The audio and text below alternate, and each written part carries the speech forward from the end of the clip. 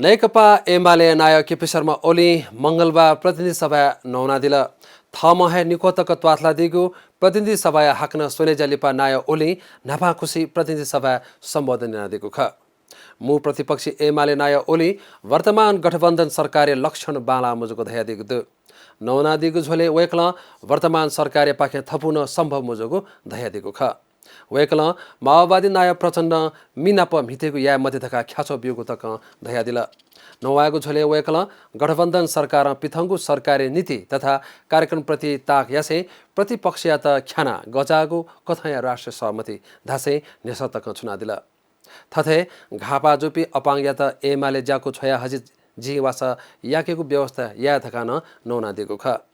वेक्ल गौर हत्याकाण्ड लिसय अराजक ज्याखया दुवालतन सरकार यता छाता बियादिल